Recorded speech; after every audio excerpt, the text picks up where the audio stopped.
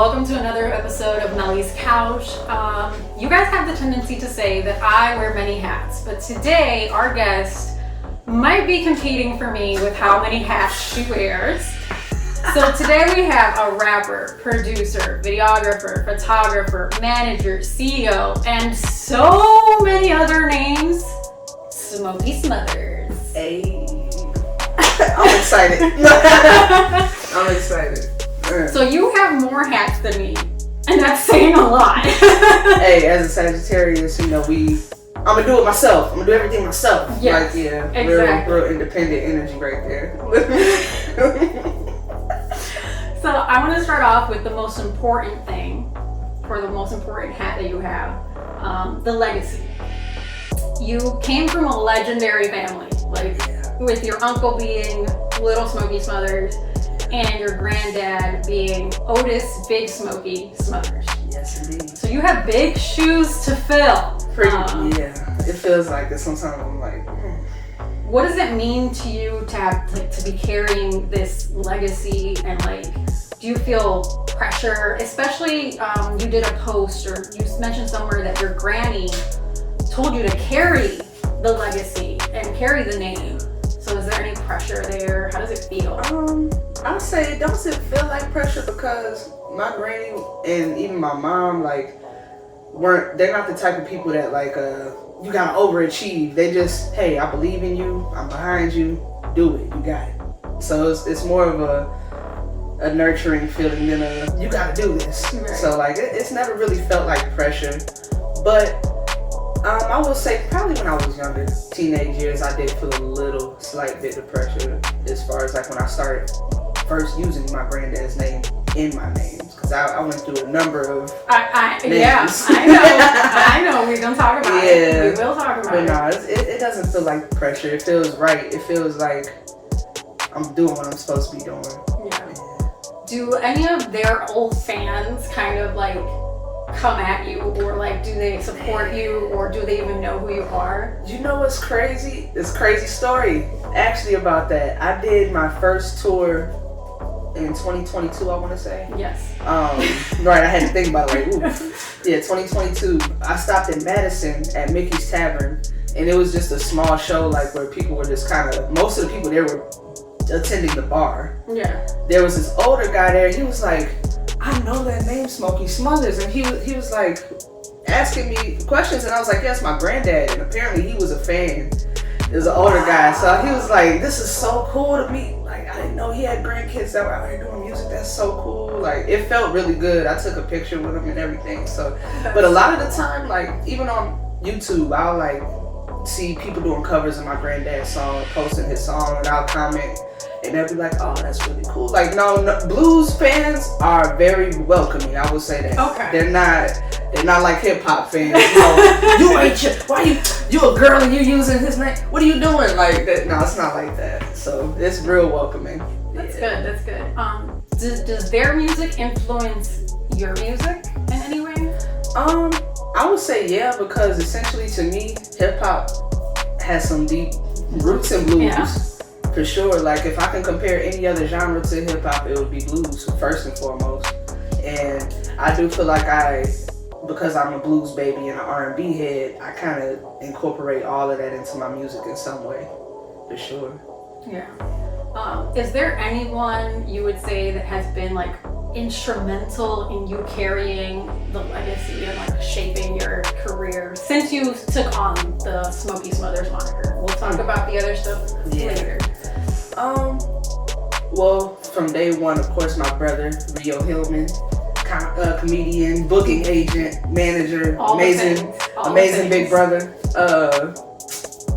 He's damn near a bonus dad. I love my brother. I love my brother. But no, I would say him for sure. And then of course my new team that I've been blessed with over this past year definitely have been instrumental in helping me kind of stay focused and get more so get my goals in order. What am I here to really do? Not just make music, but how I want to go about it, what I want to be perceived as, and everything like that. So you have an upcoming project titled The Legacy. Mm-hmm. It's dropping later this year. Yep. Date to be announced. Stay on the lookout. I know one song that's going to be on there because our previous guest already kind of spilled beans on that. Yes, indeed. Not a Drill. Yeah. So there's also going to be a music video. Can you tell me anything about the music video, the concept? I get any little tidbits about it? Let me think. The sipping begins. Nah, I'll tell you this. The video is really going to be centered around my overall goal, which is to infiltrate the mainstream industry and turn that motherfucker upside down. So that's all I'm going to say. Because I want it to be a crazy surprise, and I want to see if people catch the Easter eggs in it, you know? Ooh, Easter eggs. Mm-hmm. Okay. I want to see if people catch it. So, yeah, I ain't going to say too much, but it's going to be surrounding that theme of infiltrating the mainstream industry. Okay. So I want to rewind for a minute. You started music when you were 9, but your discography didn't begin until like 2007 from what I found. So how was the transition going from starting music like by yourself to like actually releasing the music and man, it's interesting because I'm a 90s baby. I came from doing my very first track on a cassette tape. Like, literally, my brother had a studio when I was a kid. He got me in there, helped me write my little song, helped me make it make sense as far as structure. And like from there, I progressed to, just like you said, 2007 in high school. Me and my cousins was just printing CDs out, or posting it on MySpace. So it's like going from that to right, MySpace days. Going from that to now, it's so easy to just get your music on the internet and put it on Spotify and iTunes. And all the places. Yeah, like that's been a crazy thing to live through those different phases. And even in my career, like I went from passing out free CDs to like people purchasing my music on iTunes now. It's like, it's kind of cool to see. Right, the progression. Mm-hmm. So now we're gonna get into some of these little alter egos you have. Yeah, okay. You started your music career with the Smokey J persona. You described her as an artist, producer, actress, graphic designer, and videographer. Indeed. So, I did a little research, I did some digging, because I've never seen you say anything about acting. Oh, snap. So, I found snap. the Behind Closed Doors show in Wow. 2017. That's crazy. That's not even on YouTube anymore. It's not. Shout out to AK Akawana. You're amazing. Wow. So tell me, since I can only find a little clip, tell me about the concept behind it. Man. Was that part of the Smokey J persona? Because I think it was around that time. I couldn't pinpoint. I ain't gonna lie. It wasn't really, it was more so like, I knew I was already into media and doing film and stuff. And I did a show, a web series before that. That one actually is still online. It's still ongoing, an ongoing series if I'm not mistaken. Okay. That was called Pandora's Box. Shout out to Portia. Yeah, that wasn't really necessarily like part of the persona. That was just more so me like, I want to do everything entertainment wise. Like, clearly. Yeah, I want to. And I'm like, if I'm gonna be a director, I gotta know how to tell somebody how to do their job. So I gotta get in there, and it's crazy because Behind Closed Doors is really it was like improv almost. She was like, hey, this is the scene, this is what's going on. Y'all, go ahead, do your thing, be yourselves.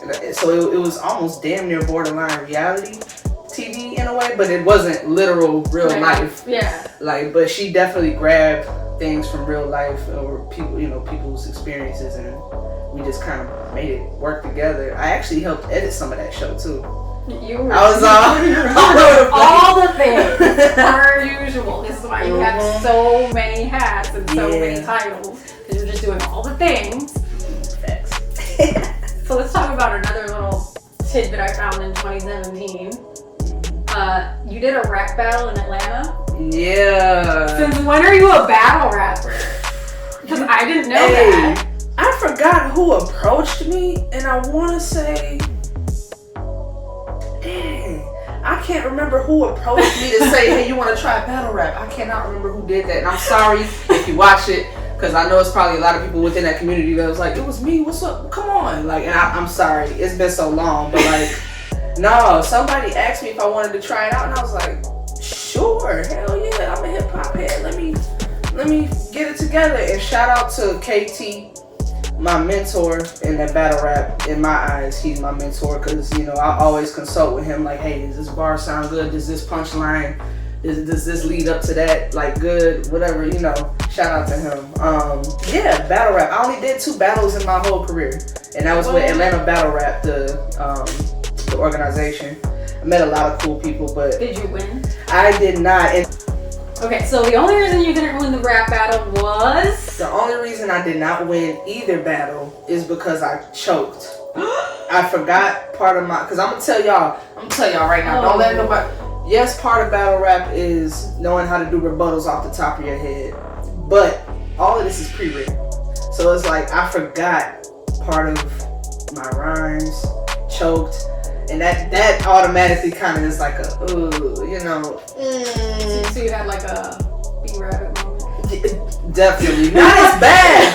Not as bad. I didn't completely forget. I had to pick it back up, but like, yeah, I had moments. But the second battle I did, one of the older guys, one of the big homies, he got so excited by a bar, I said, it threw me off, and I was like, I don't even remember where I was now. Like, what? I was like, really? I think you probably saw it in the video. I was like, really, Chris? Like, what are you doing? No, but no. Yeah. Shout out to ABR. That's not really, everybody's not really in ABR anymore, but shout out to the whole community I did meet while I did the battle rap thing.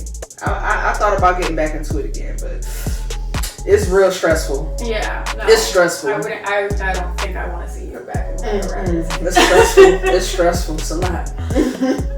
So kind of piggybacking off of the rap battles, I want to talk about your first performance, and then I want to talk about your first paid performance, because you is to book you need deep pockets. Let me tell you.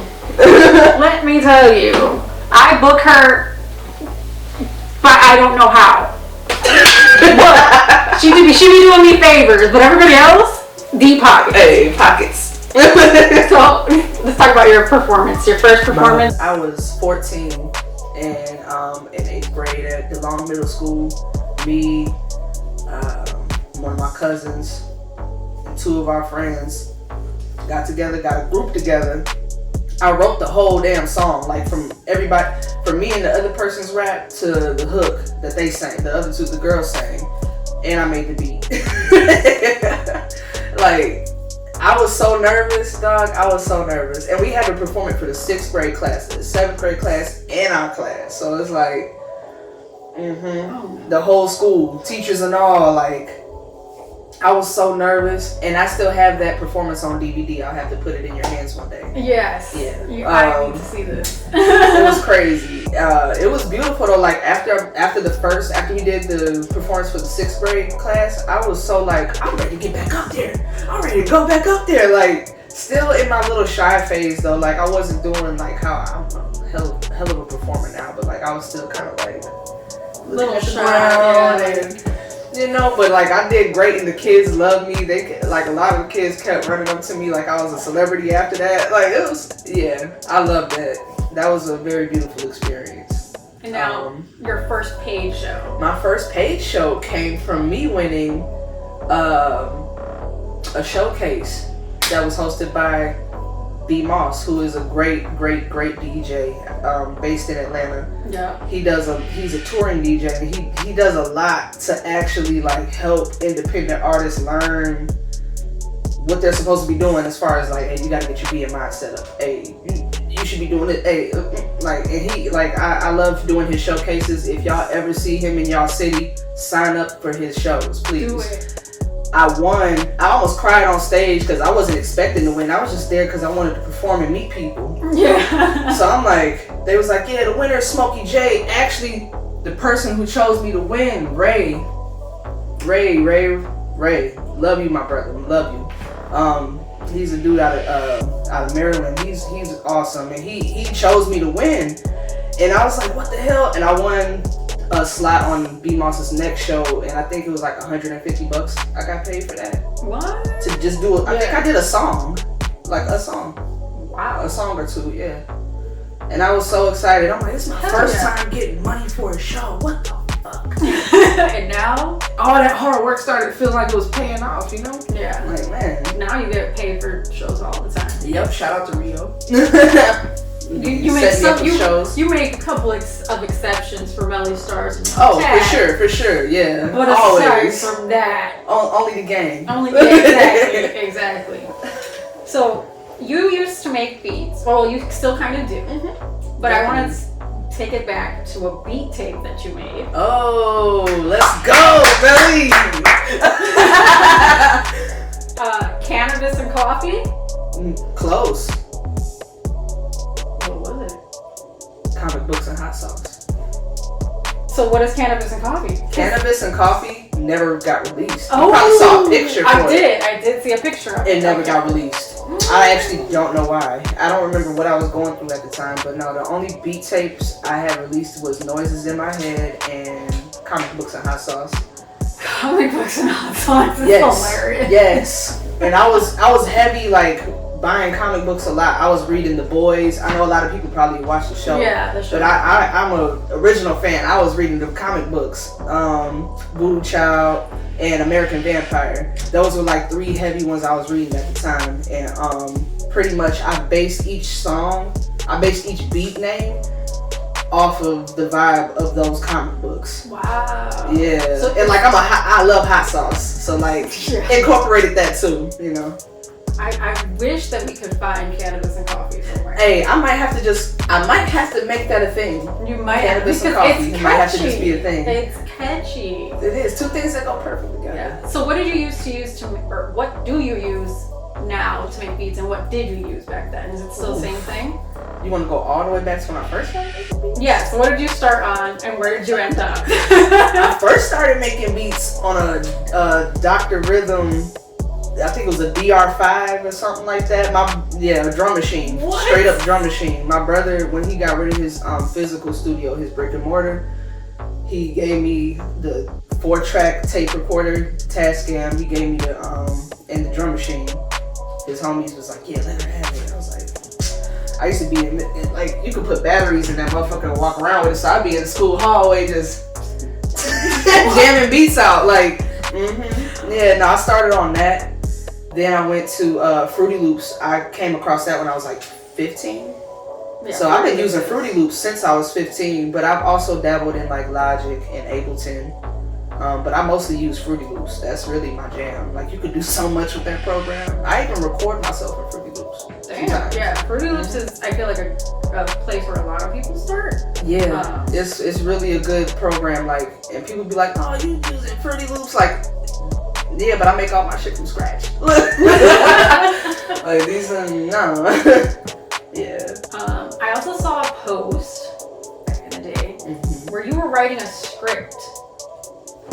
What happened with that? Still in the works. Oh, I'll tell you the name of it. Okay, tell me the name, because I didn't see the name. It was such a, like, just a one-off post that you made there. So a homie of mine, Diverse the 6ix9ine from my old L&D crew, he came up with a movie concept. It was really supposed to be like a musical though, so we were gonna incorporate our music in it. I turned it into a silent film idea. Old school detective type shit. Oh. Yeah, I actually lost part of the script that I had updated over the past like 5 years. So I'm getting back into redoing that. I've got to get back into redoing that so I can keep it going. It's actually really a dope story. I don't want to tell too much, but like I still plan on doing that for sure. Okay. Yeah, we can't give them too much. Trixie LaFox is what it's called though. Okay. Trixie LaFox. Okay. So I want to go to 2019. Yeah. You finally rebranded to Smokey Smothers. Yep. So what inspired this like rebrand? Because you've rebranded a few times, but I would say this is probably the most important one because you have to carry the family name, the legacy. Yes. And then you also released standalone under that was the time. first song. That was the first yeah. one. So tell me about that transition. I was going through a personal awakening at the time, and like I just felt like instead of beating around the bush And then there's like 50 other Smokey J's out there. I'm like, bro, There's a lot, yeah. ain't no other Smokey Smothers but my granddad and my uncle. So like, why not just use the name? And I talked to my mom about it. She was like, yeah, why not? Shout out to mom. Shout out to my mama. The nicest lady. Rio thought it was a good idea too, so I'm like, man, let me just run with it. I almost didn't want to because I didn't want to like put myself in this box of getting lost in their sauce. Yeah. But like at the same time, like that's gonna keep their music alive too. Because then you look me up, what do you see? You see their music too. So I'm like, run it, let's go. So next question is super random. Oh God. Okay, take a little drink. Take a little drink. Just stressed. Is Batman still your favorite superhero? Thought you was gonna ask me something crazy. Yeah. No, not yet. Yes, Batman is definitely still my favorite superhero. Why? Has been since I was a small child. I know. You saw the Halloween picture? I saw the Halloween picture. I saw the Halloween picture in the little, I don't even know what material that was. It felt like a garbage bag, but it was, it was Batman. Had a little mask. Why? Because Batman doesn't have superpowers. Like, he'll do you dirty with gadgets and just martial arts skills. Like, I don't know, that was always so cool to me. And like, he's almost like a damn ninja. Like, he just be in and out, boom, boom, boom, kick your ass and leave. Like, I love that shit. And I don't know, it just was real. That on top of, I'm not gonna lie, because being a grown Batman fan now, his vigilante style of doing shit, I realize it's all goes back to him losing his parents, and I'm like, I was like, that's cool, but at the same time, this seems selfish. Like, you just really trying to get down to the bottom of you trying to get to who killed your parents. Do you really care, or are you just doing this for your own fucking, sake? But I fuck with Batman. That's definitely my number one favorite superhero. Yeah, I gotta hook you up with my brother because he's the biggest Batman fan ever. He's got like the welcome to the Batcave sign on his door and everything. He made the Batmobile of Lego. That's what I'm talking about. So when I saw your childhood pictures as Batman, I was like, I have to look this up. Funny story that pertains to that. When I was in high school, I used to lock myself in my room a lot. You don't want to go hang out with your friends? I hung out with friends and stuff, but I was in my room a lot making beats and writing songs, and my parents used to call it the Bat Cave. Yeah. Yep, she in the Bat Cave. She's in the Bat Cave. She's in the Bat Cave. So you've kind of been between like Chicago, Wisconsin, and you spent like 5 years in Atlanta. Yeah. And then you finally moved back here to Chicago, which was kind of due to management. Partially was that, and then partially personal reasons, which we're not going to get into. Yeah. So how was working with the team when you got here? Man, it was a little rocky. It was kind of like everybody had a vision of what they wanted to do, but it was almost like now they were at a standstill, and I was ready to go. Right. Yeah. So it was like, it kind of caused a rockiness. I mean, those are still my boys. I love them. But it just wasn't, we weren't in the same space at the same time type of deal. So are you happy with your new management now? Man, aside from my brother being my manager since I was 9 years old, look, no, my new team has definitely been a hell of a blessing and a big addition to what I got going on. And I feel like I'm finally in a space where everybody's looking out for each other, and it's not just, well, what you gonna do for me? Man, especially coming from Atlanta, Jesus, scam city. You my best friend. And really, it's not that. No. So no, this is really, it feels like family now. Like I said, we take care of each other. Speaking of family, your brother Rio is a comedian and also your manager. How did he become your manager? Man. I mean, I know you guys are family, so duh. Right. But when did he decide, I'm going to manage you? Well, my brother and me have a 14-year age gap between us. So he was already a grown man by the time I started wanting to take music serious. And he had already developed a label and everything. And he was he kind of just took notice to it, okay, my little sister wants to do music. I'm gonna help her do it. And ever since then, it's just been consistent. We never have fallen off or anything. He just took it upon himself, and he made it his business to learn certain aspects of the music business, not just to make sure I'm doing, I'm on the right track and make sure I'm getting everything I can out of it. And like, it took us so long to get to this point now where he's like, okay, I can book you for a festival and they gonna pay you or whatever the case is. But like, he worked so hard, bro. He just got off of a tour. I know. And doing a live album. And he's still booking stuff for me at the same time. I'm like, how do you find time to even do that and write jokes? And yeah, dude is a beast. But like, I think that's really, it just started from him noticing how much I love music and how much I really wanted to do it. How did he feel about you bringing on another manager? He wasn't opposed to it. He was like, shit, all the help you can get, Yeah, good. Sometimes when you have a manager and they be like, oh, you stepping on my toes. Yeah, exactly. No, he's not like that. He definitely was real receptive of it, especially because he kind of built a rapport with that person already. Right. Like, it was already like, well, yeah, they cool people anyway. I mean, they really are about their business too. So yeah, go ahead, they can help. Why not? Like, don't see nothing wrong with it. He's like, as long as you feel good about it. That's all what his thing is. As long as you feel good about it, we can roll with it. That's good. It's good to have that support, especially from family and just in general. Like, it's a lot. It's a blessing. Yeah, for real. Yeah, not everybody has that, especially in this industry. It's tough. Especially as a kid, dude. Yeah. Don't worry about that. Worry about school. He did something. He like, just graduate, please. Just please. Just make it through high school, and we'll work everything out after that. So 2021 was a busy year for you. With you dropped so much music. So I want to talk about the Danger music video, which you dropped in April. Yeah.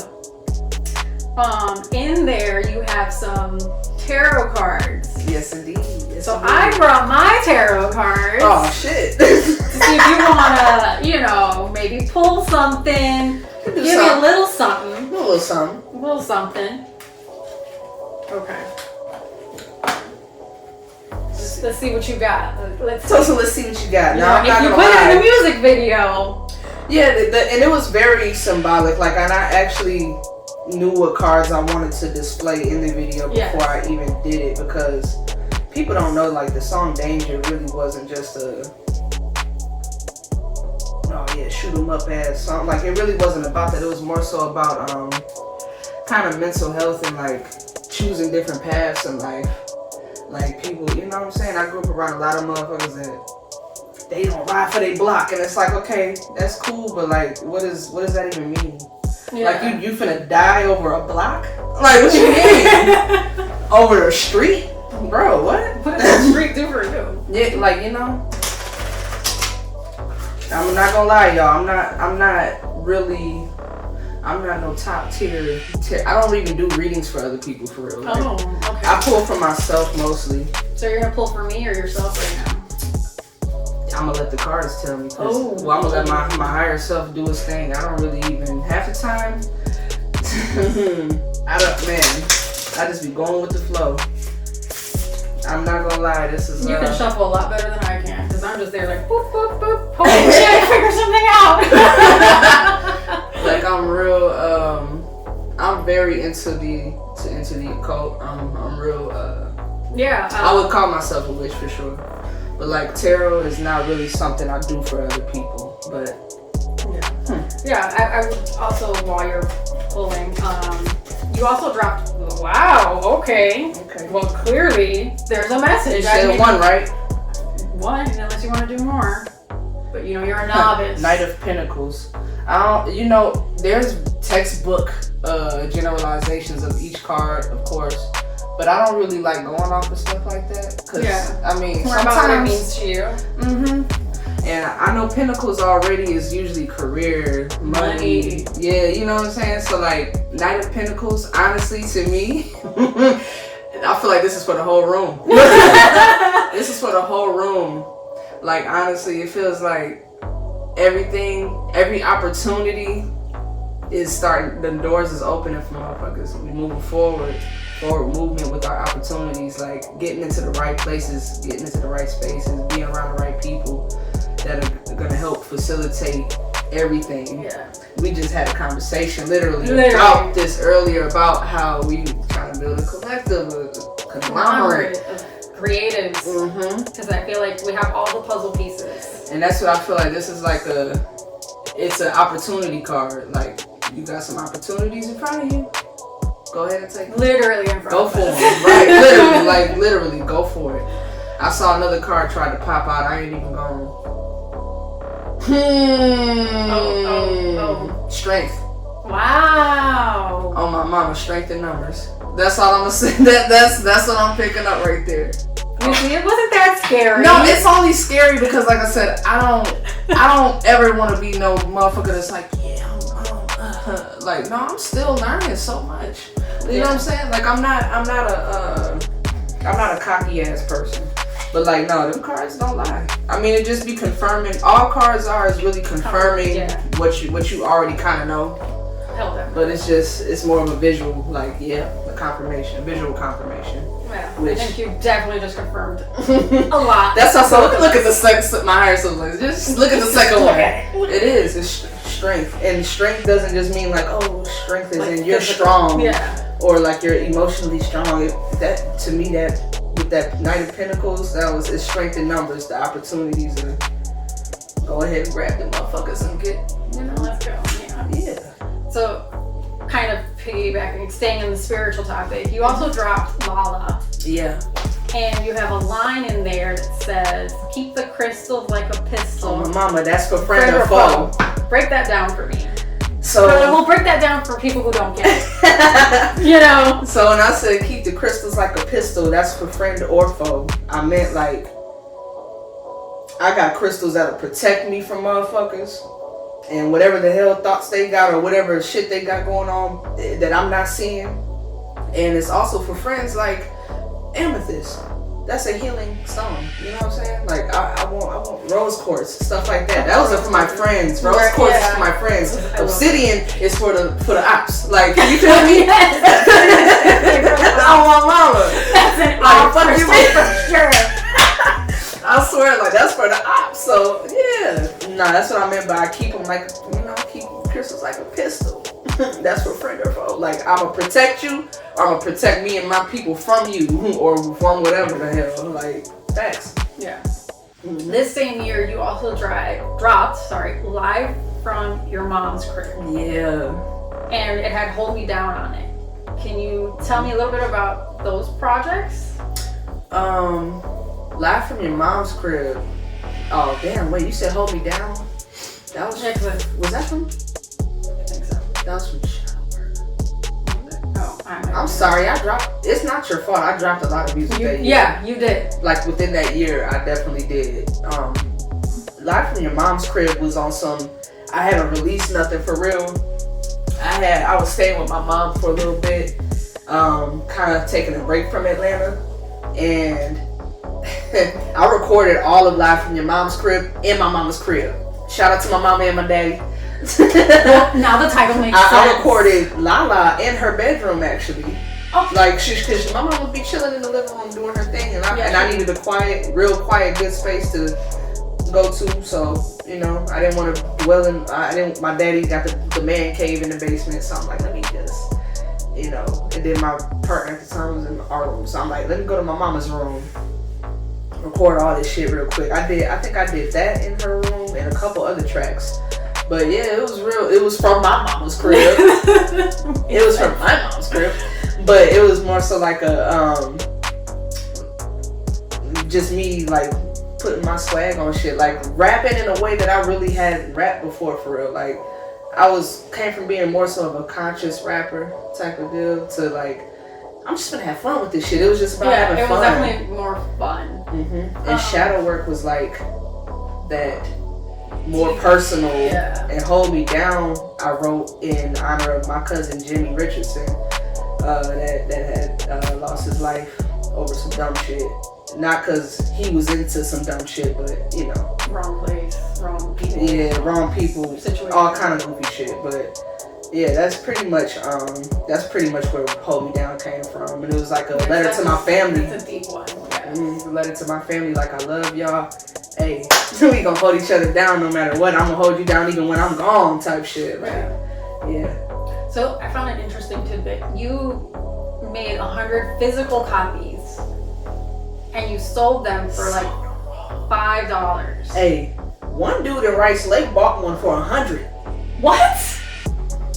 No lie, we'll get into that. But yeah, I made 100 copies. I think I sold the rest of them in Rice Lake. Shout out to RJQ for setting that show up at Mr. Bob's for me. Great crowd. One of the guys in the crowd was like, yeah, this is for you. And I was like, the CD's only $5. He was like, no, this is for you. I was like, okay. That's what I say, artists, don't downplay yourself, bro. Somebody's gonna love you so much that they just gonna be like, take all my money. And not that it's about the money, it's just more so like the love behind it. It was the thought for me. It was like, damn, bro, you fuck with my music that much. Like, cool. Yeah. You were constantly dropping music in like 2022, 21, 22. And then you dropped a video for Yank. Yeah, that was fun. Yeah. Oh, I was hoping you would ask about Yank. Go ahead. Yeah. I was hoping. You also dropped some snippets for Finest Hour. Yeah. So like, what was your motivation like during that time? Tell me about Yank specifically, because Yank stands for something. Yeah, it does. Break it down. You know, I always like to pay homage to the guys I grew up on, or the women even that I grew up on as far as music goes. You know, we all grew up on 50 Cent, Wanksta. Yeah. Yes. And that song, the theme of the song was the same theme, like, and Yank stands for you ain't no killer, which is the hook. You ain't no killer, you ain't no thug, you ain't no G. Like, always motherfuckers walk around trying to be tough all the time. Like, what the hell? Everybody, you too cool for school, bro. Like, chill out.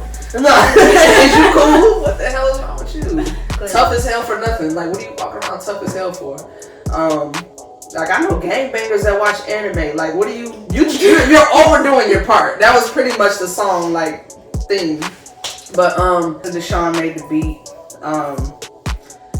Yank was really fun to do. The video was fun. I came up with a character named Terry. I know. With the you Terry, guys haven't seen Yank, aka Nacho Man Panty Savage. Yeah. You brought that character out this year too. I did at Monday Night Raw. Monday Night Raw, yeah. It was fitting though. It was on brand. It was on brand like a motherfucker, and I plan on bringing Terry back out for some internet comedy, because I'm gonna start dabbling into that too. But you said what else? Yank, and what else? Finest Hour. Finest Hour. Walt Trav, shout out to you. I didn't have no idea what I wanted to do with that beat, but I was like, I gotta use this beat. The father of my godchildren made this beat. It's so fire. Like, I need to use it, bro. I need to use it. Because when he was showing me the beat, I'm like, send it to me now. He was like, all right, I got you. A little aggressive.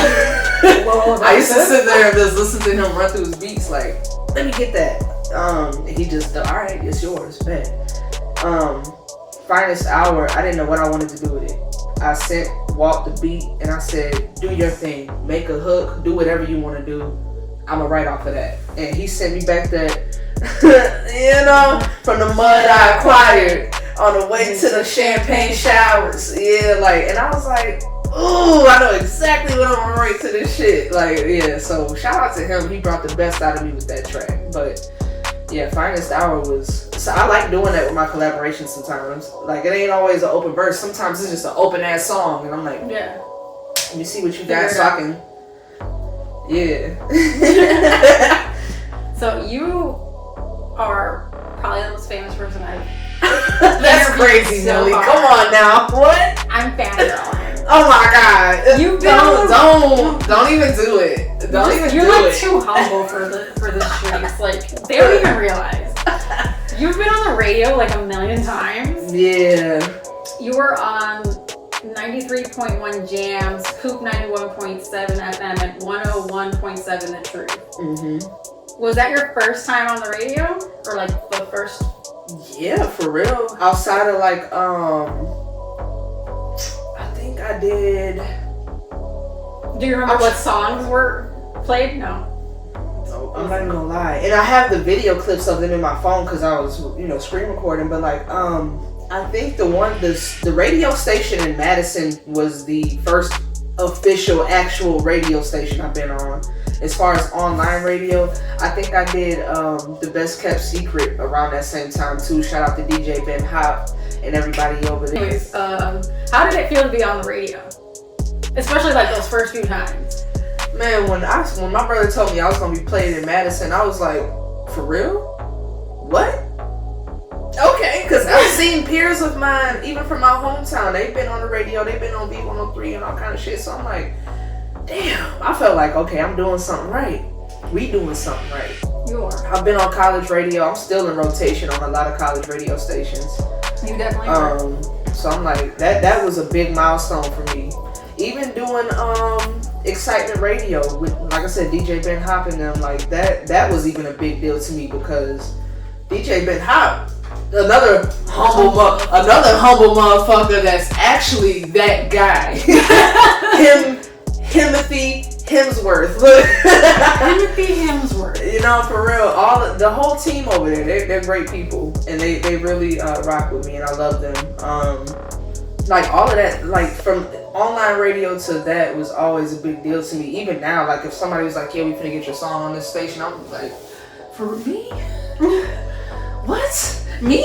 Little Smokey?" Like, nah, but yeah, it feels good. It's like a lot of people will stop making music after 5 to 6 years of doing it. Yeah. 10 years after doing it. I'm still doing it, and it's like, bro, don't stop. You never know what the fuck is gonna happen, whose lap your music is gonna fall into, what opportunity is gonna come up. Like, man, come on. Yeah, beautiful shit. I love it. So let's talk about Go Nuts. Okay. It was a viral hit when it came out. Shout out to Sally McGee, Dancing Granny.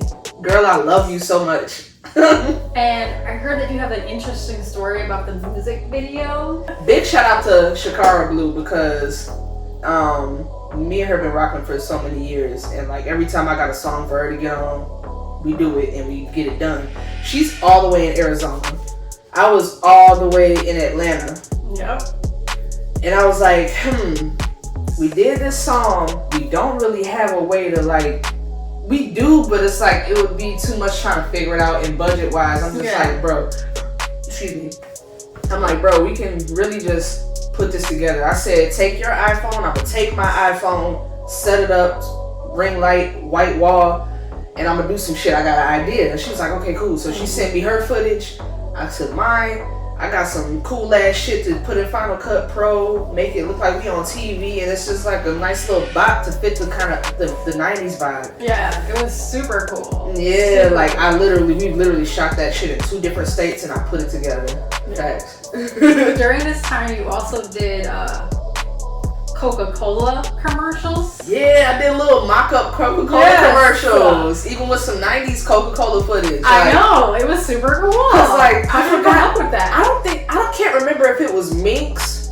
Shout out to Minx Coca-Cola. Shout out to Minx. Shout out to Minx. I can't remember if it was Minx or somebody else that said something about it being on commercials or something about it. Somebody helped me spark that idea. And I'm sorry, y'all, my memory be a little shaky because, you know, my mind's always racing. Yeah. But nah, I definitely, I was like, man, this would sound good. I think I remember now. Okay. I think I remember. She remembers, guys. When she remembers. Dancing Granny made my song go viral, some people on TikTok made videos to it, and this one guy made a video to it, and I think he had like hashtag Coca-Cola or something, like it was something, or it was like a Coca-Cola filter, something along those lines. I feel like that's what it was. And I was like, damn, this would look kind of cool on a Coca-Cola commercial. Like, this song that would go good for something like that. Let me see what it looked like. And I was like, damn, actually, yeah. So I was trying to fake get a sponsorship or, you know, some type of brand deal going on with that. Coca-Cola is impossible. Man, impossible as hell.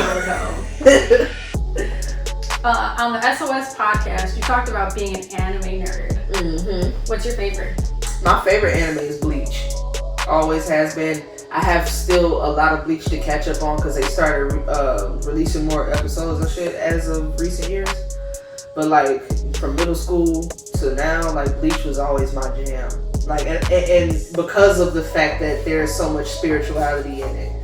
Soul Reapers and Hollows, and it all just ties into the stuff that I'm all about anyway. Like, and I really relate to Ichigo, which ties into one of my personas.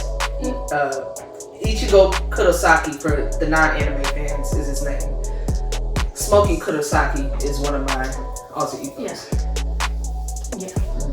So many alter egos. So many. Not four. If I would have gotten into it, we would have been here for 3 years just talking about all of the AMVs, you know. So you used to be, or well, you still kind of are, very active, like on social media and interacting with your fans. And you even have fans in Sweden. Yeah, shout out to Ray. Ray Capone, my boy. How does it feel to have such a large reach? Like, you're international. When I say you're the biggest person I've met or I've interviewed, I mean that. She's international, guys. Yeah. And I don't even be thinking about that sometimes, but like, yeah, people in different countries do know me, do play my music and stuff like that. And it's sometimes I'll be like, man, for real. Ray has been, shout out to Ray. Ray has been rocking with me since Smokey J, for sure. For a long time. Since I was Smokey J, and like still to this day he supports everything I do. He won a t-shirt from me 1 year, so I know he's walking around his country with that on, and people are probably like, who the fuck is that? Look it up. Right, look me up. No, but no, it feels good. Like, it feels crazy sometimes, because it's like, dude, I'm just doing what I love. And like, yeah, I'm doing it with a purpose of wanting to reach people, because my music, I like to think of it as it being healing, because even my depressing songs have a silver lining to them. Yeah. So I'm like, I'll be hoping people resonate with my music and it makes them feel good. That's all I want to do, is make people feel good. I don't want to leave you with no fucking energetic debris. Like, that's not my goal. I want to make you feel good and want to be like a tree. I'm going to meet you at your frequency and raise it. I want to be a tree. Raise it. You know? Raising. Yeah. But no, like, it feels good. It's crazy sometimes to even think about that. Like, damn, people in other countries really. I'm trying to figure out who my Tokyo fans are. If y'all watching this, make yourselves known, bro. Comment below. Cause I'm trying to come over there and perform. But we need to I want to go to Japan. Duh. Like, what's up? Be seeing y'all on my iTunes faithfully. It's like 3 of y'all. Like, I don't know. Well, we're gonna have to go to Japan for those 3 of you guys. If you come, we gotta know who you are. No, man. Let's talk about a little bit about your beat making. Mm-hmm. You said that you make beats to express your feelings and dive into realms of sound. Can you speak a little bit about what that means? Every beat that I make comes from an emotion, whether it's the emotion, it's usually from whatever I'm feeling at the time. It's never just like, oh, I'm finna make a so-and-so type beat. Yeah. You know, I don't make type beats, I just make music. Whatever feels good, I let it go ahead and come out. Sometimes I make shit that ain't even good for a rapper. It might just be good for a movie score. Like, it just happens like that. Man, and then what was the second part you said? You said what does it mean? Like, the realms of sound. Oh, the realms of sound. Yeah, like having fun with it. Like, not really trying to, I need something that sounds like this, something that sounds like that. Sometimes I'll throw a sound in there and I'll just kind of start tweaking it and doing different things with it. And I'm like, okay. If it feels good, I'm going with it. But it all stems from emotions. Yeah. Whether it's past emotions, present, whatever. Like, yeah. Every beat I make comes from some type of feeling. It's like me speaking without words. So it's like I rap, but like my beats really are like the core of me. Yeah. Yeah. Kind of piggybacking off of beat making, you did the Eternal Challenge where you gave out a free beat and $40. Yep. So how was that? Like, how was the contest? The contest did not, I ain't gonna lie, it didn't go the way I wanted it to. Oh no. But I think, I never got to actually, I don't think there was ever a winner because I didn't have enough entries. Like, there wasn't enough entries to make it make you sense. Guys fumbled. Cause I'm cool. Like, look, I was putting $40 on a beat. You got it. But like, yeah, no, that was one contest that didn't pan out the way I really wanted it to. But it's something I'll still try in the future. Like, for sure. Yeah, definitely. Yeah, I probably just had to learn how to promote it a little different. Maybe promote it to people I don't know. That's when you actually get people on board with stuff. Yeah. People you don't know. People you don't know. You do a lot of AMVs for your songs. It's such a cool concept. Like, how did you come up with it? Like, how do you do them? Where do you get the ideas from? Like, tell me a little bit about that process. Because I haven't seen pretty much anybody else do it. Like usually it's just the music fans doing it themselves. It's not like the artists themselves like, hey, I'm gonna drop an AMV. Exactly. Watching other people's AMVs, like watching fan AMVs of other people's music, I'd be like, damn, that's kind of dope. And like, I'm an anime fan, like, or even just regular cartoons, because I used The Simpsons for one of them, for Hollywood. Yeah, we're talking about Hollywood next. Like I got that to a point where I was just like, okay, I'm not dropping any music. What can I do to kind of give some type of content while I'm going through life and trying to figure out what I'm gonna do next musically?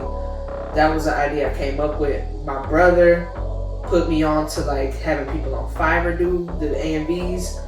A lot of the people we reach out to, I'll give them clips of what I want the AMV to be of, and then I let them do their thing. Okay. So like that's why you see the Boondocks on my shit, or like Naruto. I was watching the Boondocks the other night. Hey. With Trig. Yeah, that's my shit. You know. Yes, I love Boondocks so bad. I'm such a Boondocks fan. No, it was with Cuban. I'm sorry. I was watching it with Cuban, not Trig. Trig was working. Oh damn. His day job. Hey, shout out to Trig and Cuban. So like I was definitely a Boondocks fan before it became a cartoon. Hell yeah. Like before it became an American anime. Yeah. I guess you want to say. But like back when I was like 10, motherfuckers was in the Chicago Tribune on the Sunday paper, and I used to be like reading the little strips. But nah. Yeah. The AMVs definitely was just like it was more so filler content. Like let me at least put something out, and it'll get people more in tune to who I am in general. Your style. They're like, oh, you like anime? Yeah, I like anime, bro. Like, I'm a nerd to the fullest. But facts, like what? Yes. Super nerd. Mm-hmm. And I noticed it got me some listeners too. Like it actually got me some more listeners. Got me kind of like into a algorithm of people that like certain artists and things like that, and it made sense. It started to make sense. There you go. Mm-hmm. So you have a lot of alter egos. The next one I want to talk about is Hollywood Smoke. Yeah. She's like more of a West Coast kind of vibe. That's fine. Yep. So how many alter egos are there? Let me see. We got Hollywood Smoke, Smokey Kurosaki, Saint Smoke, and then obviously just Smokey Smothers. Okay, we got 4. Mm-hmm. 4. Yes. Y'all ain't really been introduced fully to Saint Smoke yet. Yeah, no. So does each alter ego have like a different personality? Mm-hmm. But all still kind of similar, kindred characters. Right. And they have different music styles. Mm-hmm. Yeah, buddy. I can't wait to put Saint Smoke on y'all ass.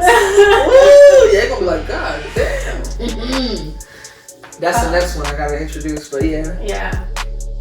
In 2022, you went on a mini tour, which we kind of mentioned earlier. How was it? How did it come about? Like, because not just anybody goes on tour. Nah, you gotta really have your shit calculated to do that. Yeah. I really have to give all that credit to my brother. Like, shout out to Rio once again. Like, I can't remember how the conversation happened, but I do know that he planned it out in a way that made sense. Like, all the shows kind of were around the same time. It was like a 2-week time span. Yeah. So it was definitely a mini tour, just 2 weeks. There were some days where I was gone for maybe 3 days, but there was also days where I was like, okay, I'm going to do a show and coming back home. And he just booked it. He booked it accordingly. He made sure everything made sense. Like, okay, I got a show here in Madison on this day, so I'm gonna shoot up to Rice Lake the next day, type of thing. Yeah, like, he definitely planned it out. Yeah, he planned it out really well, and man, getting the responses back from the people that I would have to go through to book my show is that's what made it like smooth. Yeah. Shout out to Liz from Mickey's, because Mickey's Tavern does not do hip hop shows. I was the first hip hop show ever at that venue. Told you, she's famous, people. Ever. And she loved it. Like, they were satisfied, they were happy. Man, that's a big deal as a hip hop artist, especially when you're performing in places like Wisconsin, where it's hard to get a venue to let you do a hip hop show, because they think you doing a hip hop show, somebody's gonna fight at the end of the night. Like, and it's not that. Like, I don't bring that vibe. So it was just good to have that support from those different venues and people, especially RJQ. Like, I feel like that was the biggest show of that tour for me, honestly. So you have a special tag for Hollywood Smoke. Do you use it? Yeah, but I got a newer one as of 2023 that I have not used yet. Ooh, exclusive. Are you gonna use it anytime soon? Yeah. Oh. Mm-hmm. How did that come about? Well, my beat tags, my tags in general, I usually use somebody I know. But recently I kind of started I used like this little automated voice thing that was like, I found it online somewhere. It was like some free shit. Either way, it sounded cool. But like, I have a close friend. You're just gonna have to hear it when it comes, and y'all gonna know who it is. But they did some new tags for me over the last year that I'm gonna start using as I start pushing more beats out, especially too. Yeah, definitely. Yeah, producer tags and stuff like that are very important. Very important. You don't want people going on BeatStars and they BeatStars.com all loud and shit, bro. I don't want to hear that. Like, let me hear your tag. Even if you gotta record it on your phone, bro. Like, stop using the BeatStars tag for real. That shit is aggressive as fuck for no reason. You re-released your project, The Prelude. Ooh. After 7 years. Ooh. Without stems or the originals. How was the process? Ooh. And why did you decide to re-release the project? Same reason I did the AMVs. Kind of like let me just give y'all something to hold y'all over. Yeah. The process of trying to, I guess, remaster it the best I could was horrible, but at the same time decent.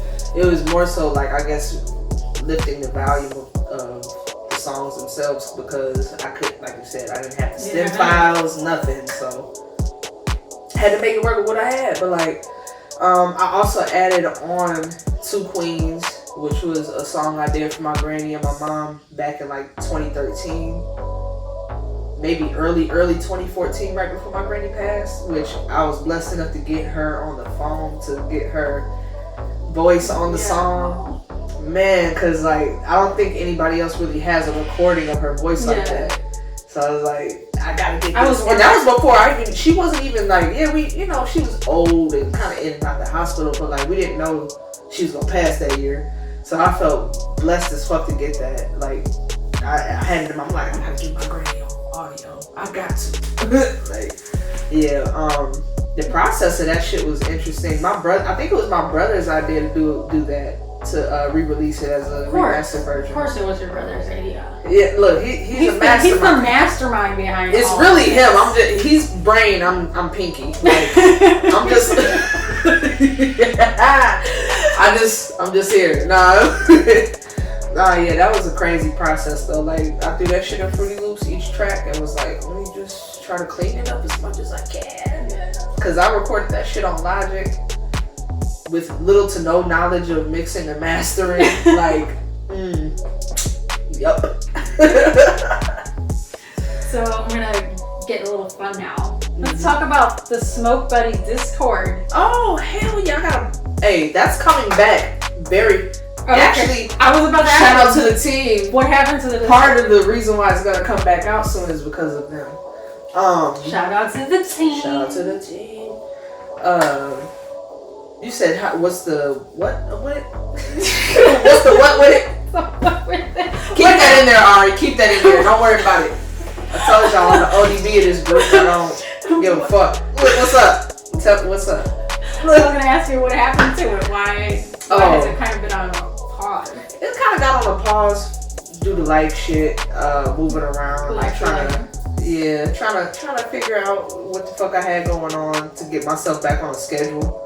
And yeah, pretty much right. I'm kind of getting back on track, so that'll be coming back times 10 because I miss doing my smoke sessions. Yes. Man, smoke sessions with my smoke buddies, whether I'm smoking or not. It's a smoke session with my smoke buddies. So is Smoke Buddies like your fandom name? Yeah, that's the fandom name, and I came up with that shit because I was like, you know, people always relate my name to smoking anyway. Yeah, I smoke, I do, but that's not why my name is my name, obviously. Yeah, we went. But it's still right, like, but it's still. It felt like it just fit for everything.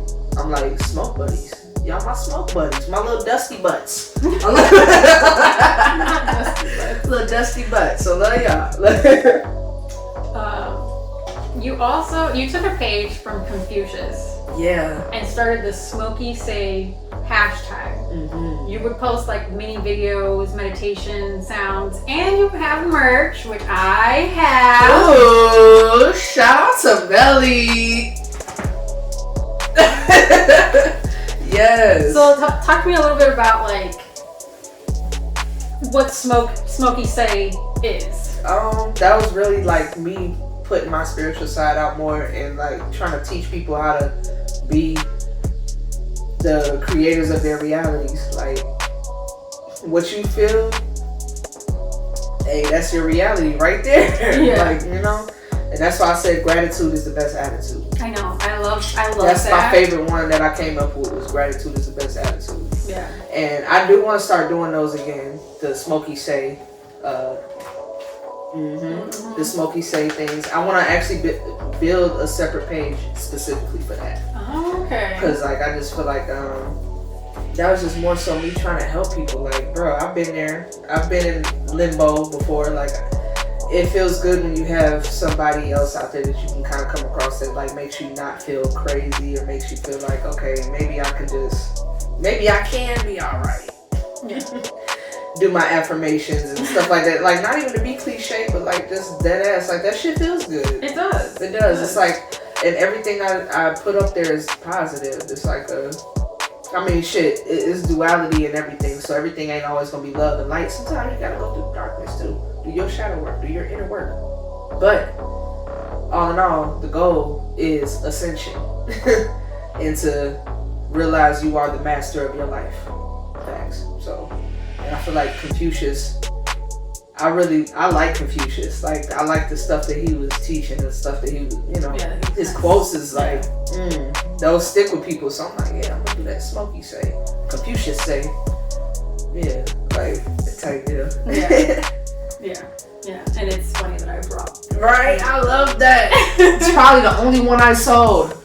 Low key. Wow. Low key, cause y'all suck.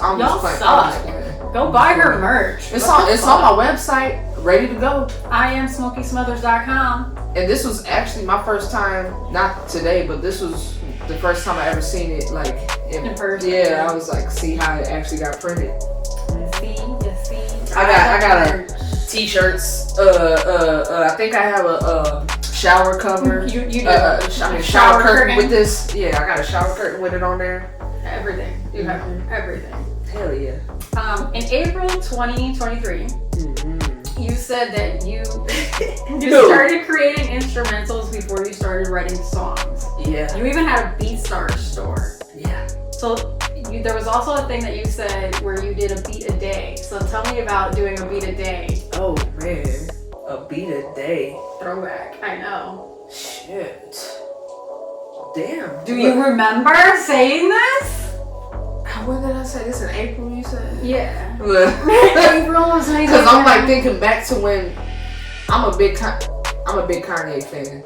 Big Kanye fan. Probably my favorite rapper. Favorite artist in general outside of My We team. are My team. Nah. And when he said in Spaceship, he said, dude, lock yourself in the room doing 5 beats a day for 3 summers. I took that shit literally in high school. In that summer, I was like, I'm gonna do 5 beats a fucking day. Fuck is you talking about? Like, but no, doing a beat a day was like, back in the 2023 realm was when I was like trying to not take it more serious, but just get back into taking it serious. Right. Like, okay, I'm gonna at least do a beat a day. And then I'm putting on BeatStars. And I have sold a lot of beats. I still have a BeatStars. I just stopped paying for the pro because I wasn't making them as much as anymore. But like, that makes sense. Yeah, but hell yeah. What? Beat a day. It was like I was forcing myself to just do whatever. Like whatever the hell came out is what comes out. I'm not gonna overthink it. I'm not gonna like, this beat sucks. Like, no, somebody's gonna like it. Just do it, release it, drop it, shut up. Like, get it done, Smoke. Get it done. Yeah, facts. Like, yeah, that's how that came about. Even before then, like you said, I was doing instrumentals before I started rapping. I was kind of like fake freestyling as a kid, like just saying anything into my little boombox.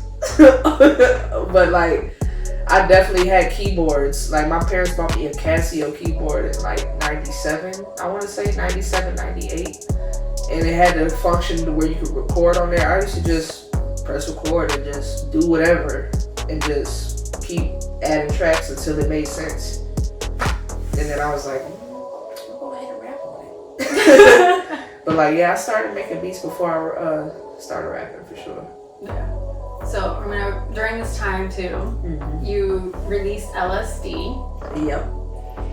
Which is like when I first got to Chicago, I recorded that shit. Yeah, and this is like a really Chicago style song. And you got a write-up on a top 100 hip hop blog site. How did that feel? How did that feel? Actually felt amazing because that same top 100 hip hop blog site did Danger. That was actually my first introduction to said blog site. Blog site. Yeah, no, that was actually beautiful, and it was because it was so in depth. It was like, oh, this motherfucker really listened to this song.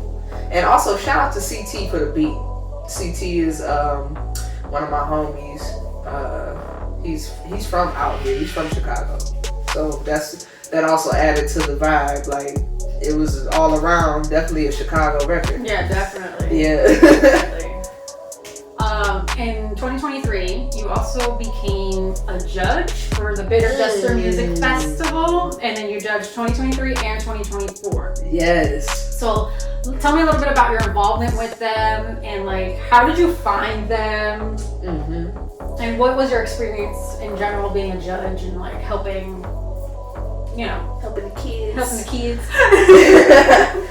Man, my brother tried to submit me to be a performer.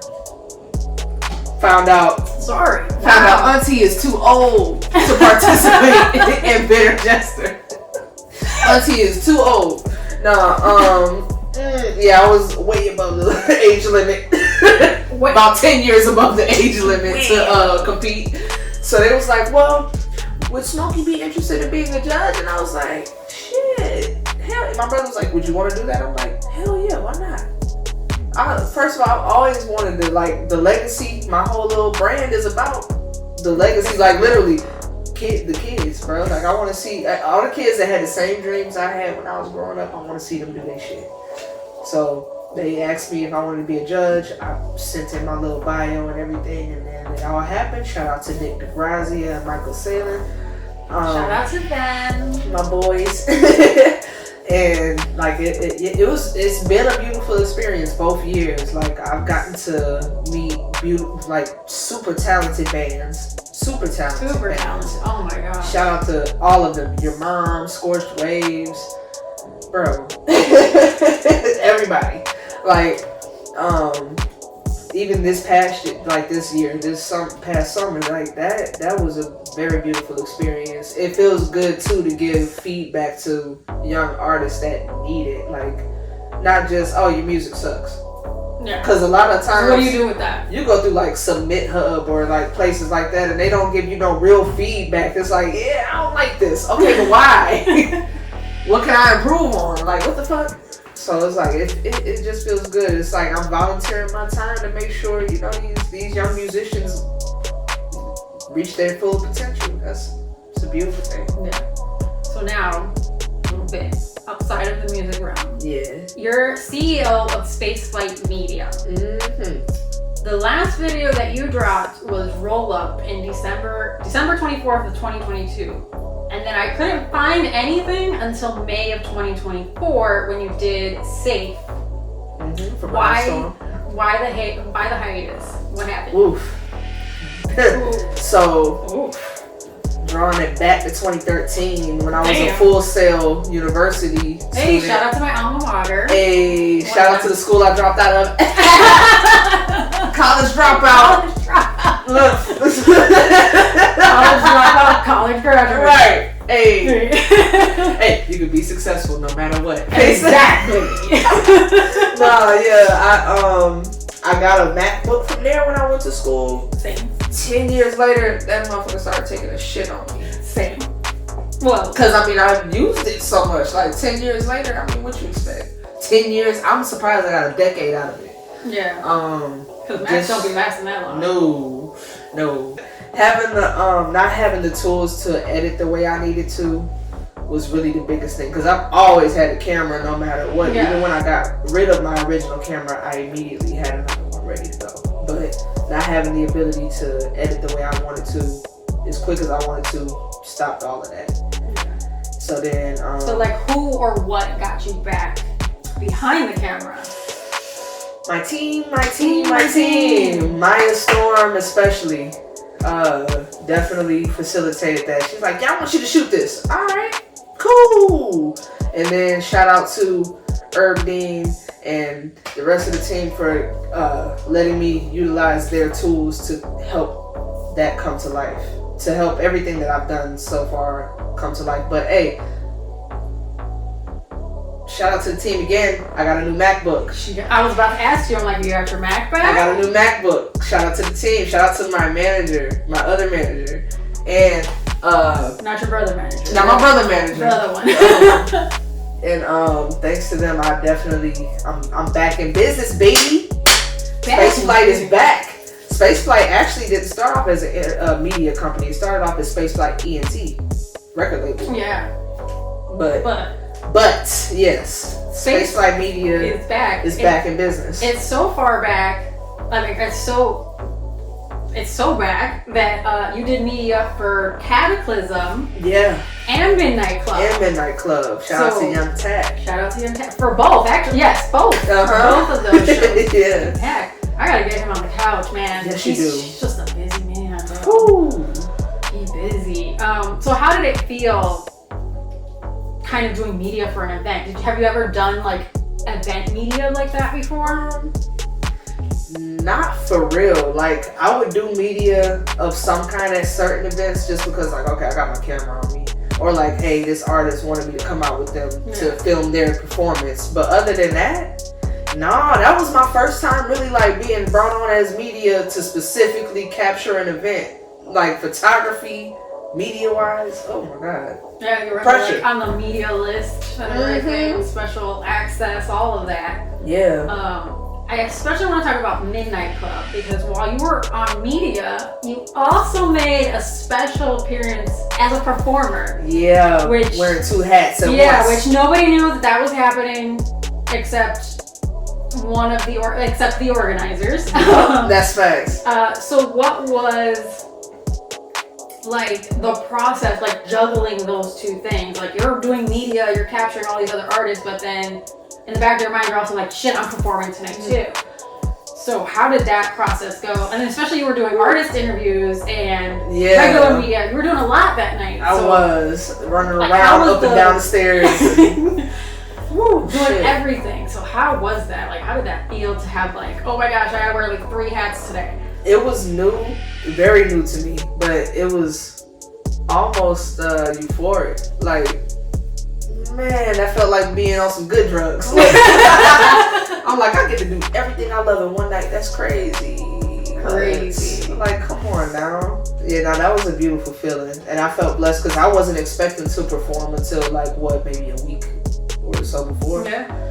Like, yeah, that shit was crazy. I was like, I get to be a rapper and I get to be behind the scenes tonight. Yeah, because I think it was kind of decided after your performance at Monday Night Raw that you were going to perform at Midnight Club, but as a like low-key secret kind of thing. Like I was a surprise guest for sure. Yeah, definitely surprise guest. What's your favorite song to perform? I Am. Okay. I Am is probably one of my favorites to perform because I feel like I am a goddess in God. Like I am my yacht and I'm in Ra. Like I feel that. Like, and I feel like I'm lifting people's spirits in that. Like when I do that song, I can tell people be engaged different. Like it's a different type of engagement. Cause I'm like, yeah, we gon' exchange of energy real quick. I'm finna. So whatever you walked in here with, you gonna leave with something brighter because I'm finna turn you up real quick. You are a motherfucker. You are powerful. Like, yeah, telling people who like, nah, fuck all that.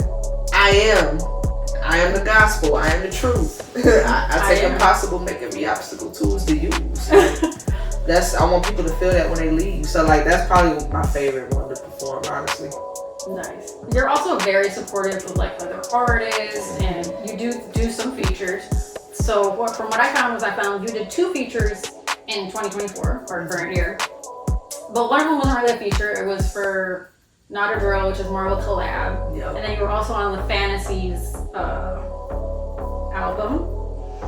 Do you have any other features in the works right now? Yeah, actually, I got a feature coming up on the Legacy project with a very, very, very great artist. I don't know how much I can say. Oh no, because I don't even know what the hell you're talking about. Oh. Breaking news. Breaking news. Actually, I could say it. I'll just say who it is. So, an artist that my teammate has a project coming out with this month. Okay. TQ. Yes, I did know TQ. that. I just forgot. he blessed me with a verse. Shout out to him. TQ. Shout out to TQ. That is a hard working man. I swear. Like, I sent him the song. He ain't waste no time. He got it right back to me. I got TQ on there. I got, of course, another Maya Storm collab coming. Of course.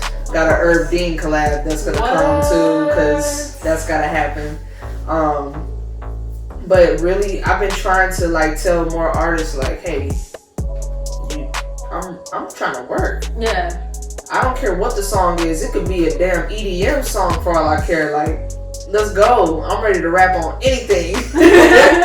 And like, if somebody wanna hop on my shit, let's go. Like, I'm all down for collaborative projects and songs and features. Like, I'm down for that. So we're about to get really serious right now. Have Okay. a really serious conversation. I'm mad at you. Why you mad at me? About this next song that we're about to talk about. You dropped a song. It's been a massive, massive success. And you did not send it to me to review. So I'm very sad. Cook!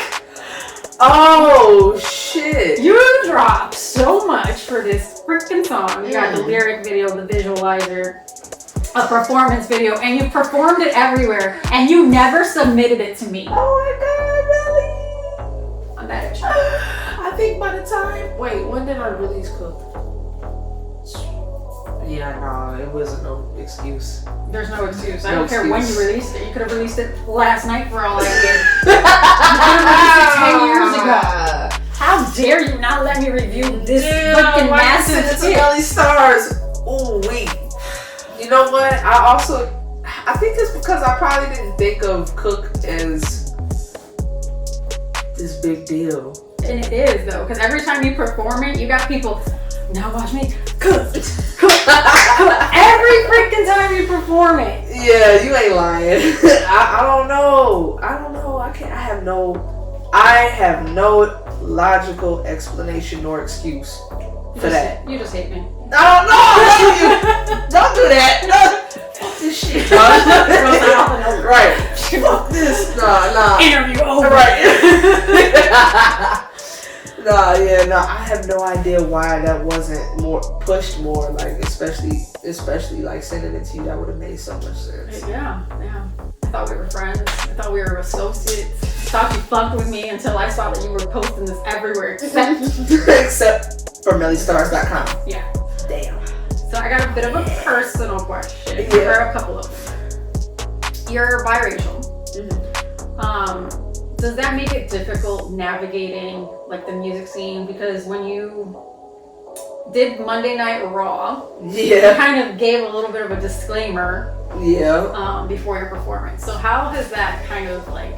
I do that every now and then just to be a jackass, but because I realize like no matter how black I feel and no matter how black I was raised, because my mother's black and I didn't know my daddy till I was 13, people still might look at me and see a white girl or might see a whole different race because I'm racially ambiguous as fuck. Yes. I done been, are you Puerto Rican? Are you Puerto Rican? No. You could. I'm actually confused. Like, I used to fight kids in school when I was little. You a white girl. No, the fuck I ain't. What the fuck? My mom is black. My stepdaddy light skinned, so I thought that was just I'm just light skinned. Like, what the fuck are you talking about? Bruh, nah, it hasn't made it hard to navigate in the music scene for real. I did have somebody ask me one time, like, hey, I heard you say the N-word. Are you able to even say that? What are you? And I was like, I came out of black coochie just like you. I straight up said that, and I was like, I don't know what else you want me to say. Sorry, mama. She probably gonna laugh at that when she sees it. She ain't no, she's not she old school, but she not strict old school. She cool old school. No, but yeah, I'm like, it hasn't made it hard to navigate in the music scene for real. No matter what, like throughout my life. And because shit, a lot of motherfuckers let other people get away with saying this shit too, but, which is weird. But hey, it ain't my business. Yeah. Nothing to do with me. But no, like being biracial and not knowing you're biracial until you're like 12, 13 years old, that's crazy. And people be like, how the fuck you ain't know? I'm like, I wasn't raised around my white family nor my white daddy, so how would I know? Exactly. My mama didn't tell me, hey, your daddy's white.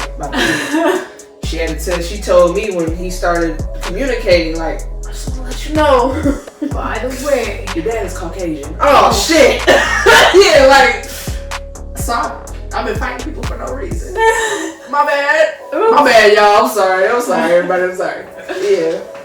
A few years ago, you spoke out about society and like hypersexuality. Ooh. Good and question. how you're trying to be a positive role model for kids to be themselves. How do you feel about that now? Like that statement? Man, I feel the same. Like, it's either hyper conscious or hypersexual. Like, there's no just in between. Like, everybody's overcompensating for one side or the other. It's like, bro, I don't have to be hyper conscious to not be hypersexual. I could just be myself. Like, a lot of my music doesn't touch on my sexuality or who I sleep with or whatever. It's just fun or real life shit. It's not like what happened to that? Yeah. I feel like I grew up on music like that. You know what I'm saying? Where it was like people just kind of like, even like I said, going back to Kanye. Like, I listened to his music growing up, and I'm like, I can relate to this dude. No matter what the hell different parts of life we, encounter. Yeah, like it just relatable music, relatable entertainment in general. Whether we talking about TV and film or music, like it's always this side or that side. Like, bro, both of y'all each side can shut the fuck up. It doesn't have to be overly conscious. It don't have to be overly sexual. It can be just normal shit, human shit, just human beings doing human things. That's it. That's all. Like, no, I hate that. I hate that. Like, I like that a kid can listen to a clean version of my song, like Cook, Yeah. And just have fun. They ain't gotta worry about no, I'm talking about coochie and Aladdin, or I'm talking about being oppressed all the damn time. Like, bro, freedom. My music is all about freedom. And I feel like entertainment should just be more free. It's just free flowing. There's so many different dimensions to us as human beings other than being a fucking... And hey, I got the red, black, and green tatted on me, so I'm all for that militant shit. But like, I'm also not trying to force kids into believing they're oppressed, because I want you to believe you free, because fuck what's going on in the world. You create your reality. That's my shit. So it's like all that hypersexual, hyperconscious. It's noisy and annoying. I just be like, nah, bro, we gotta meet in the middle somewhere. Like, I don't know. Kids shouldn't know shit about anything sexual, whether you gay, straight, whatever. I don't give a fuck. Like, it's unnecessary. Why do they need to know that? Yeah. Teach them something else. There's so many things to learn. So many other things to talk about. And so many other things to talk about than, like I said, being oppressed or being, like, bro, no. Give them a new mindset. For sure. That's deep. Yeah. That is. We're going to get one more personal question. Mm-hmm. You've suffered a lot of personal losses. Mm-hmm. You've been outspoken about mental health. Hell yeah. You used to post lots of affirmations and gratitude, and you even made I Am, which we kind of discussed earlier, which is like an affirmation song. Definitely. How's your mental health today? And like what do you do to take care of yourself? I feel like my mental health now is in a much better space than it even was a year ago. I'm always a work in progress, like go through my highs and my lows and shit like that. But I feel like what I do now to kind of help myself snap back into my own reality is just literally simple shit like telling myself I love myself. Look in the mirror, I love you. I love you, girl. Like, just, you know what I'm saying? Yeah. Like, I fucking love me some me. Or like doing simple shit like watching a cartoon I grew up on, feeding your inner child, that type of stuff. Even though it seems small and like you just chilling, like that means something. It helps. It helps your spirit. It helps me. Shit, I like the color sometimes. I color too. Exactly, like the color, like a lot of the stuff that I feel like I grew up fast for different reasons, but like, man, like I just try to keep that youthful side of myself present, and it helps me kind of balance out the woes of being an adult and going through, the world and going through life and shit. So I feel like that's really that's like kind of what I like to do. I like to remain youthful in some way. Yeah. Yeah, because we get old guys. Yeah. Even when I'm around the kids that I like, my family, my nieces and I got over 20 nieces and nephews biologically. I'm a great auntie now. I got a lot of little cousins, a lot of kids around me in general. Yeah, and like I feel like going ahead and like interacting with them helps a lot too. Like they want to play tag, asthmatic, 33 years old. No, I'm gonna play tag. Let's go. Like, what you mean? I'm finna get dirty. We finna run. I'm finna be out of breath, but it's gonna be cool. It's like it's a good feeling. Yeah. So now to kind of get back to a little bit more fun, we know those were some deep topics. Yeah. But we don't want to leave on a heavy note. Depressed. So I just went through some of your songs, and I'm just gonna give you some quotes, and we're just gonna have fun with it. Okay. Mean Green, call it the Grinch. I love the Grinch. The Grinch is my favorite. Yo, that thing, call it the Grinch. Got the super strong stench or something like that. That was on Roll Up, right? Roll Up with me, Mr. Greatworks, and Tone B, my cousin who I'm trying to bring out of rap retirement. Yeah, that was on the Hustle Volume 2. Or the Hustle 2.0 is what it was called. Yeah, Roll Up with the Bootsy Collins sample that I did. Yeah. What's to it, Melly? I just like the Grinch. Like that. Got that Mean Green, call it the Grinch. I was talking about reefer, but yeah. I kind of came to that conclusion. But no, that's. I swear, that's back when I wasn't overthinking my bars and I was just writing. Like, I'm just gonna write and have fun. That's definitely a fun one. We recorded that whole mixtape in a month. wrote and recorded it and produced it in a month. The prelude intro. Watch Who You Call Your Friend. Who were you talking about? Man, just... Or just it was an in general thing because, like, especially when you wear many hats like us, a lot of people like to latch on, gravitate, and oh yeah, you do this. Oh, let's be friends so I can use you. But no, it was more so like too, not just touching on that, but touching on spiritually. Some people see your light and they want to latch onto that and reap the benefits of being around such a force, a spiritual force. And it's like, this the end.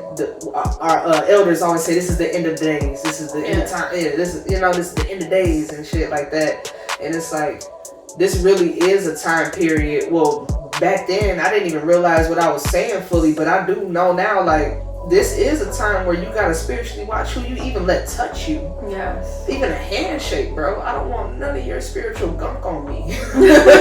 So it's like, you gotta watch who you calling your friends. It's the beginning to the end. And that 2015, like, yeah, it's now you see the world that's split into two different realities in a damn way. Like, you stay the fuck over there. I'm gonna go vibrate over here. Like, yeah, that's pretty much what that line was about. Yeah. So the next line. Hold up, little bitch. Let me talk my shit. Hey, that comes from being a timid ass child that didn't really voice their opinions a lot because they didn't want to rock the boat, i.e. Little Smokey, me. Like, it took me a long time to grow into an adult that like was like, I don't give a fuck who I rub wrong. If I feel like this is the right thing for me to move, the right way for me to maneuver, or the right thing for me to say, I'm gonna say it. I don't care. We'll talk my shit.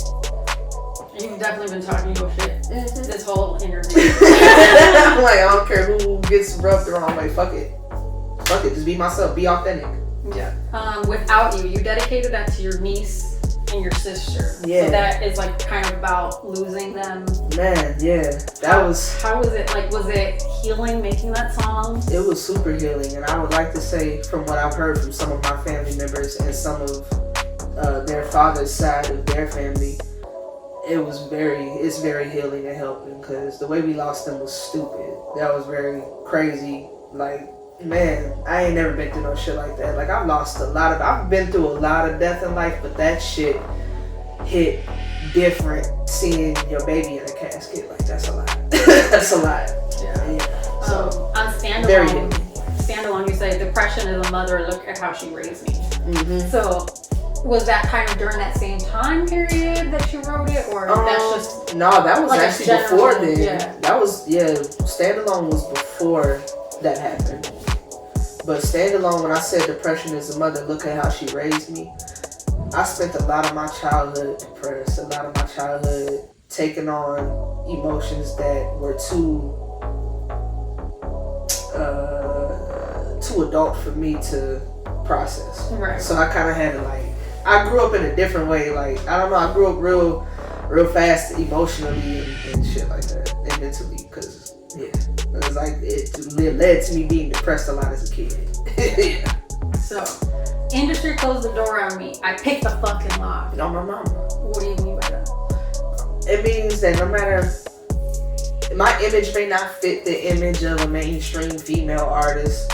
I may be more along the lines of a 90s feel as far as like the sound goes. So people are like, oh, that's not marketable.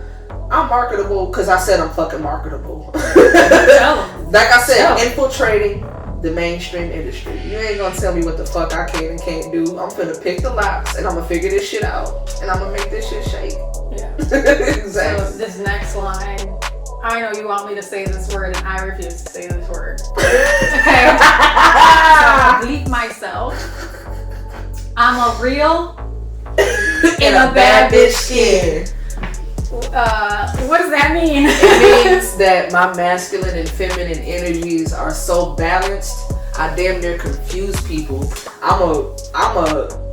My energy is pretty masculine, but I'm a girl at the end of the damn day. At the end of the day, I'm a fucking lady. I'm a fucking lady at the end of the day. So it's like, my energies are so balanced, like, I'm a real nigga in a bad bitch skin. Like, Yeah, see, I can't say that word. like I'm mama, but I'm also daddy. Like, that's what I mean. In October of 2022, you said, I will rap on anything with any subject and guarantee a 2010. 2022. Where did I'll say it again for you. Sorry, Ari. I will rap on anything with any subject and guarantee a hit. Is that true? That's positively, absolutely true. You can give me a country track and I'm a Buy it. what? I'm a Nelly the fuck out of that shit. I swear to God, cause I love music. Like, I ain't gonna lie, I'm a blues baby, so don't send me no country track. But if you do, Watered down ass blues, and I mean what I say. I don't care. If you do, Sorry. buy it. It have to be Dolly Parton sending me a goddamn country track for me to rap on it. That's all I got to say on that. Okay. I'm So, sorry. Aaliyah. Oh Bring it yeah. up. She was a big influence on you, and you said her music, her voice helped ease my mind when I was going through mental and emotional turmoil as a kid. Yes. So, being such a big inspiration, you're kind of doing like an R&B little mixtape called Love Notes. Can you tell me a little bit about it, the inspiration behind it? Can you tell me when it's dropping? It's coming soon. It's actually coming before the legacy. I could say that much. Okay. Before So the stay legacy. tuned. Stay tuned. You heard it here first. Actually. Right. Before. I don't think you've announced it anywhere. No, not for real. Mm-mm. So, Melly Starz exclusive. Right, Melly gets all the exclusives. Love Notes is really like me not being afraid to sing on a track. Cause like y'all have heard me sing on like Love Nuts and stuff like that. But like I really kind of let myself really sing on some of these hooks. Yeah. And I also don't really make love songs like that. Like I don't really tap into love songs. I haven't heard any love songs. Yeah, like, and if they are, they're breakup songs half the time. There's been a lot of breakup songs. Mm-hmm. Fuck. Find out. She said, fuck them bitches. No. All of them bitches. Oh my God. Look. I broke character for a moment. I love it. Yeah, she means business. Love Notes is more so like, I will say this. I have a song on there that is a love note to myself and my team. Aww. So that's gonna be pretty dope. Cause love It's is over. love. It's over a juke beat. All 90 samples. So just when y'all hear it, you're gonna be like, "What the fuck? This is dope." So yeah. But I will say, I sang Aaliyah a lot growing up, and I feel like she kind of inspired some of the vibe of it too. Like as far as the singing parts, for sure. Hell yeah. And y'all get to see a different side of Smokey because I'm gonna let my stylist doll me up a little bit. Oh, what? Aaliyah style. Oh, because that's really like the vibe you're that's going the vibe I'm going for. So yeah. So stay tuned, guys. Stay tuned. So before we do our outro, in 2021, you used to drop a Smokey Style every Saturday. Oh shit. So now, whoa, guess what you gotta do? You gotta drop one for Melly's couch. Can I just rap my first song that I ever recorded and released to you? I mean, I guess that's fine. Cause guys, I don't freestyle. I'm actually Smokey Styles was just the thing she was doing. She doesn't do it for real. It was like more so of a free verse, like a written verse that I wasn't doing anything with. Okay, but my very first song. Okay. Clear that throat. I know you've been drinking. Check it out. I was 9 when I wrote this, so you don't judge me. Judge her. Said, I like Bow Wow, I like Romeo. My name is BC, I'm on the honor roll. I'ma stay in school and I'ma be smart. And this song right here is gonna hit the charts. I'ma buy moms a brand new Benz. I'll share some money with my friends. I'm a new generation in this world. And if you didn't know, I came to rock the world. I'm 5 foot with an icy glare where you can see the ice way over there. I'm 10 years old with a long way to go and more to learn and more to grow. I'm a little girl with an attitude. Beware, little boys, don't be rude. Just show respect and it'll be cool. And then the hook was like, my name is BC. My name is BC. That's what they call me. My name is BC. You heard me? Like, yeah, I was doing your shit. Again, shout out to Rio for helping me write that when I was but a 4th going on 5th grader. Yeah, you know. Yeah. That's my freestyle. You ain't getting That's it. That's all you got. You might catch me on a. You gotta really catch me at a good time to get a real freestyle out of it. It was in the instructions. I can do it, but like I can't do it. Like I'm gonna start rapping about stupid shit. Oh my god. Alright. Anyways. It's been another long episode. I just want to give you this. Thank you for coming. It's purple. It's got my name all in gold and shit. I got a Melly Gold Star. We talked about this the other day. Yes, we did. The Melly Gold Stars be the shit. And I like cars. Is this a card? It is a card. Gonna cry. With a sticker. The Pisces moon in me is gonna cry. Oh no. So I got a Melly's couch sticker. You got the I put it on my MacBook. The first edition. Oh my god. And a handwritten note, which you kind of can't see because it's also written in gold. Hey, I can read that shit. Okay. Well, let me do my outro while you read that. So, shout out to The Lot for being our official sponsor. Remember to check them out. They also have a podcast that they do. Thank you, Smokey, for being on the couch and spending. This is the longest interview you've ever done. Yeah. Remember to follow her on Instagram at I am Smokey Smothers. Her website is also I am Smokey Smothers. And follow me, Melly Starz. Go check out my website and stay tuned for the great Melly Starz, the beautiful Melly Starz. So stay tuned for Love Notes dropping soon, The Legacy dropping soon, and who knows what else, because she wears many, many hats. Yep, I'm gonna be all over the place. You're gonna get sick of my face in the next 2 years. It's all right. Bye.